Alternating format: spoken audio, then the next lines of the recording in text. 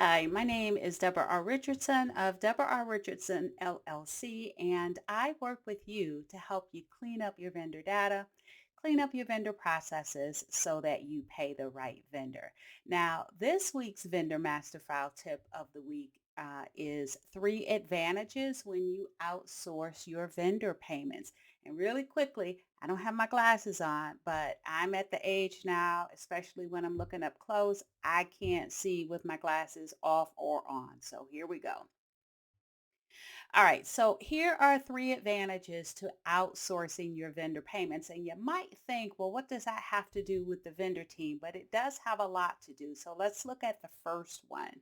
The first one is when you outsource your vendor payments, you only have to generate one pay cycle. And so you just put into one pay cycle, you run regardless of the payment method, and you send that whole thing, that whole file over to your third party payment provider.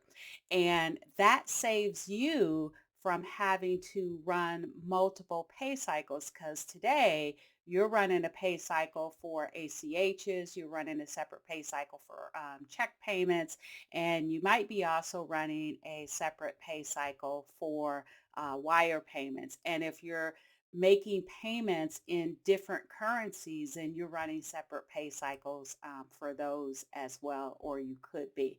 Now, in addition to being over vendors in my past, I was also over payments. And so I know, and maybe some of you out there know too, that is a big savings. Now, the next one is you can now remove the vendor banking from your accounting system or ERP. And why is that? That's because the payment solution provider is going to reach out to that vendor and try to enroll them in the payment methods that are available. And they're going to try to enroll them in the most advantageous one for you, the most secure one. And so that could be virtual card, that could be ACH, or that could be check payment if they can't or won't take either of those. But the difference here is that you will still onboard the vendor. You'll still set them up in your accounting system or ERP because you still have to do POs, invoices, and you still have to generate that pay file. But the you don't have to put their banking in there when you're onboarding. You don't even have to collect it. Just make that outside of your process, especially if you're still collecting banking via email.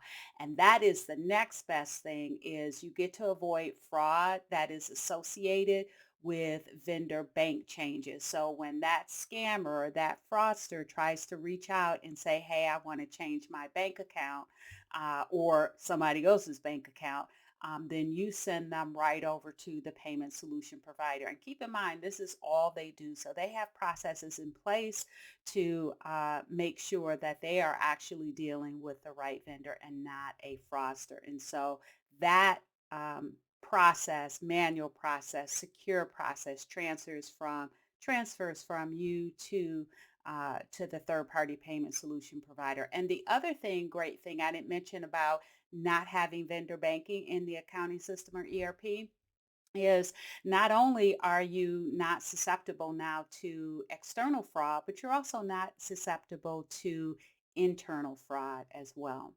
Now, I had a conversation with Mark Pensarini from CorePay about this very thing. And so I will have this podcast come up because I have my podcast on YouTube right after this video. And Mark talks about what to look for, what questions to ask, whether you're looking at CorePay or another third party payment provider. So make sure you check that out. All right, so if you'd like more information on how to improve your vendor process, please go to my website at deborarrichardson.com for more tools and resources to avoid fraud, regulatory fines, and just overall bad vendor data. So good luck and be sure to subscribe and hit the notification bell to be notified next Tuesday for the next Vendor Master File tip of the week.